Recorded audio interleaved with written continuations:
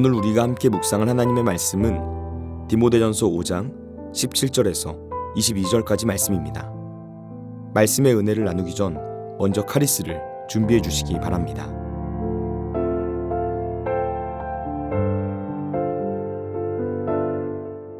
잘 다스리는 장로들은 배나 존경할 자로 알되 말씀과 가르침에 수고하는 이들에게는 더욱 그리할 것이니라.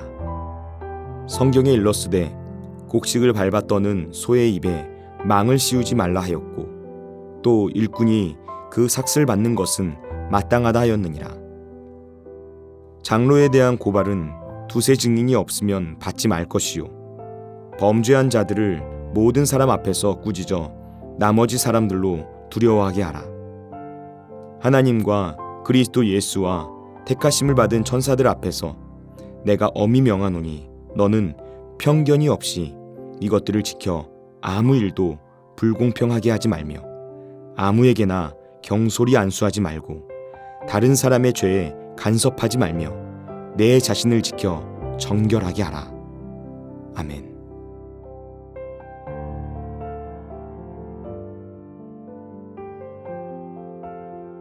오늘 본문에서 바울은 교회에서 리더의 자리에 있는 분들에 관하여 말하고 있습니다.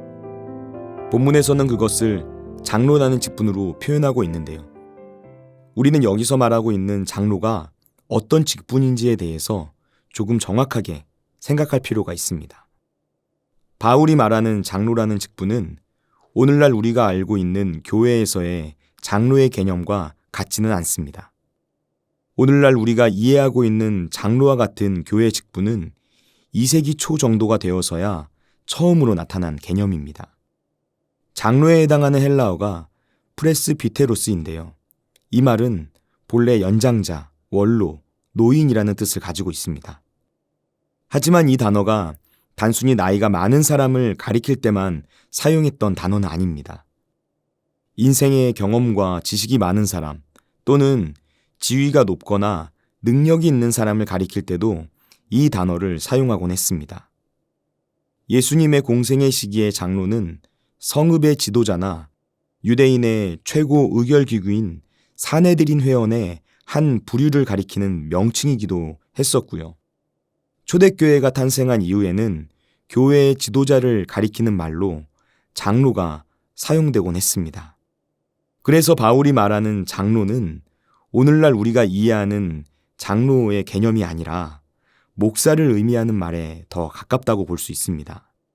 말씀을 가르치는 것과 같은 영적인 부분을 맡아서 하는 목회자를 가리키는 말인 것이죠.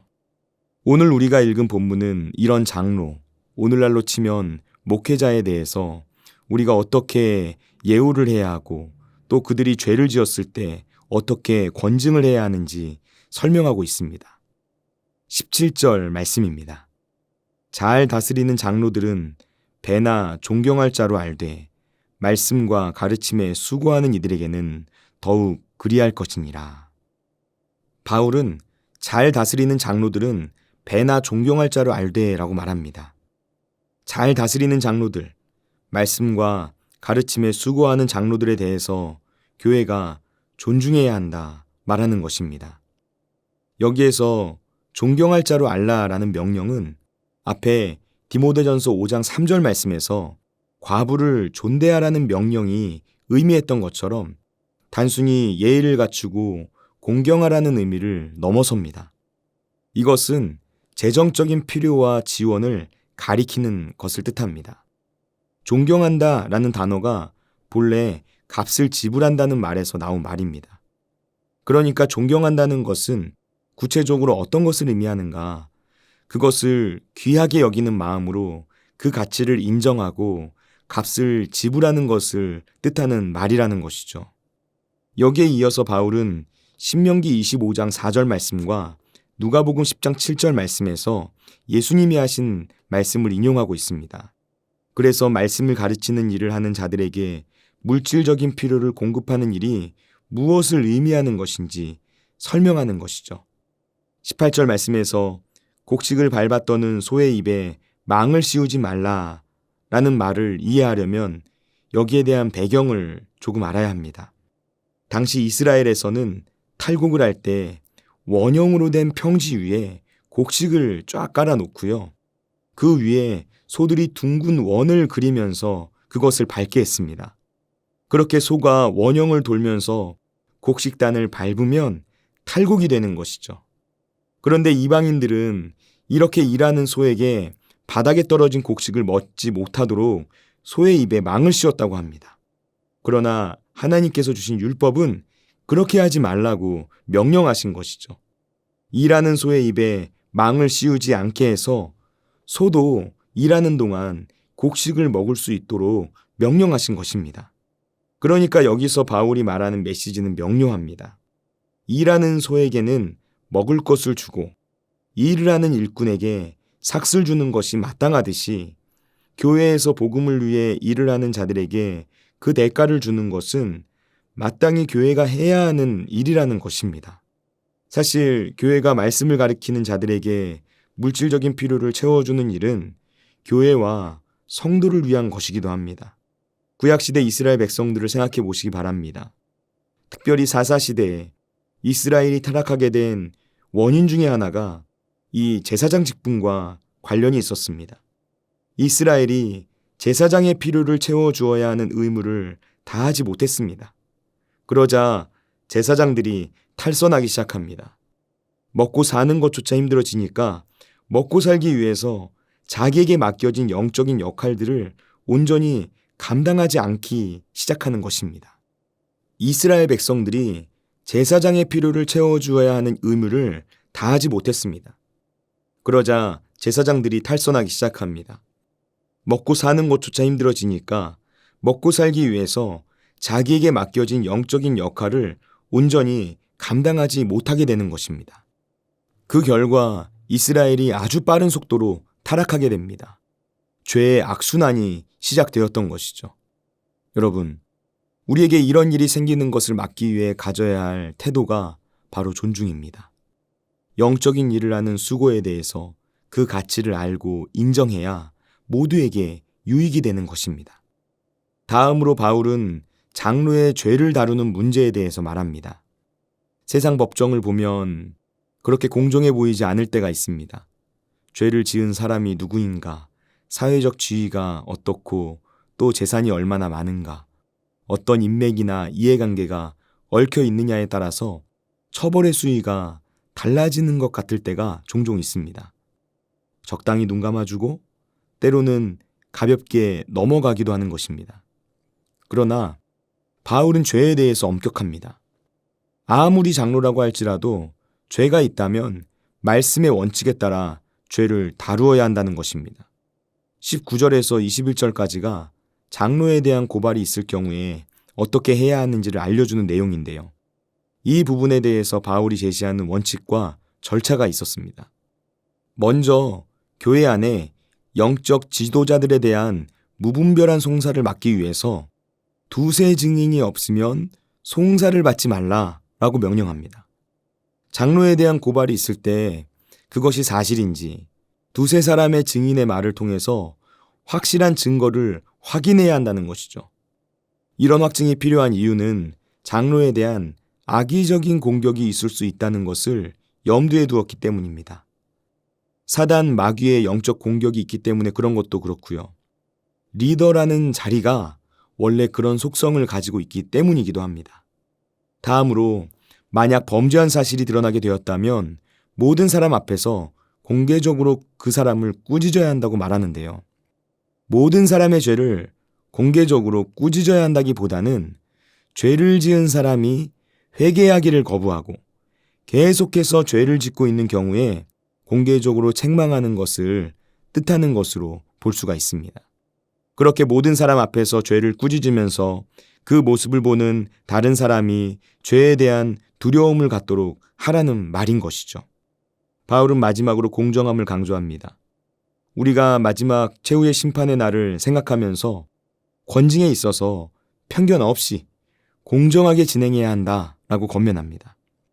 만약 누군가 하나만 잘못했는데 우리가 가진 편견으로 다른 것들까지 이것저것을 가지고 와서 죄를 뒤집어 씌우는 것은 분명 옳지 않은 일이며 나중에 최후 심판 때 그 행위에 대해서 하나님으로부터 보응을 받게 될 것이다 경고하는 것입니다. 사실 교회에서 목회자가 가지고 있는 영향력이 굉장히 큽니다. 그래서 목회자들에 대한 불공정한 판결이나 판단은 교회에 엄청난 결과를 가져오게 됩니다. 잘못된 판결이나 판단은 교회를 무너뜨리는 단초가 되고, 또 이런 일로 교회가 혼란에 빠지게 된다면 결정적으로 복음 전파에 방해를 주게 됩니다. 여러분, 그래서 바울이 말하는 결론이 무엇입니까? 22절 말씀 보시면 아무에게나 경솔히 안수하지 말고 다른 사람의 죄에 간섭하지 말며 내 자신을 지켜 정결하게 하라 라는 것입니다. 목회자를 세우는 데 있어서 정말 신중해야 된다. 그리고 이미 목회자가 되었다면 자기 자신을 잘 지키는 것이 정말 중요하다. 바울이 디모데에게 말하고 있는 것입니다. 오늘날 교회가 사회에서 이슈가 되었을 때 주로 어떤 문제 때문에 이슈가 됩니까? 많은 경우 목회자에 의해서 생기는 문제 때문입니다. 세상의 일반 대중들이 교회에 대해 생각할 때 최소한의 기대치라는 것이 있는 것 같습니다. 그래도 교회이기 때문에 이렇게 하는 것이 맞다. 그래도 목사니까 이렇게 사는 것이 맞다. 라는 식으로 보이지 않는 기대치를 가지고 있다는 것이죠. 만약 목회자가 그런 기대치에 미치지 못하는 행동이나 말로 무리를 일으키게 되었을 때 이런 작은 사건들이 사회적으로 이슈가 되고, 그래서 기독교의 이미지가 실추되는 모습을 우리는 종종 보게 됩니다. 여러분, 그래서 목회자를 위해 많이 기도해 주셔야 합니다. 목회자가 넘어지게 되면 교회 전체가 힘들어지기 때문입니다. 교회가 건강하게 바로 서기 위해서는 교회를 이끌어가는 리더가 어떻게 하느냐가 정말 중요합니다. 이것을 명심하면서 목회자들을 존중해 주시고, 또 죄의 유혹에 목회자들이 넘어지지 않도록 간절히 기도해 주시는 성도님들이 되시기를 예수님의 이름으로 축원을 드립니다. 기도하겠습니다.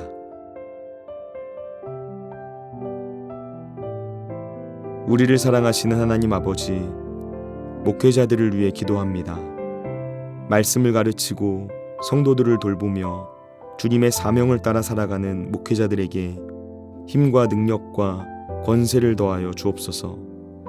맡겨진 사명을 감당하며 양떼들을 돌보기에 부족함이 없도록 영육 간에 강건함을 더하여 주옵소서. 교회를 위해 기도합니다. 우리 교회를 이끌어 가시는 담임 목사님, 그리고 모든 교역자들과 중직들 모두에게 서로가 서로를 존중하는 은혜가 있게 하여 주옵소서. 죄의 유혹에 빠지지 않도록 불꽃과 같은 눈동자로 늘 지켜주셔서 하나님께 영광을 올려드리는 우리 교회가 되도록 붙잡아 주옵소서. 오늘도 우리와 함께 하시는 예수님의 이름으로 기도드립니다. 아멘. 하늘에 계신 우리 아버지, 아버지의 이름을 거룩하게 하시며 아버지의 나라가 오게 하시며 아버지의 뜻이 하늘에서와 같이 땅에서도 이루어지게 하소서. 오늘 우리에게 일용할 양식을 주시고 우리가 우리에게 잘못한 사람을 용서하여 준 것 같이 우리 죄를 용서하여 주시고 우리를 시험에 빠지지 않게 하시고 악에서 구하소서. 나라와 권능과 영광이 영원히 아버지의 것입니다. 아멘.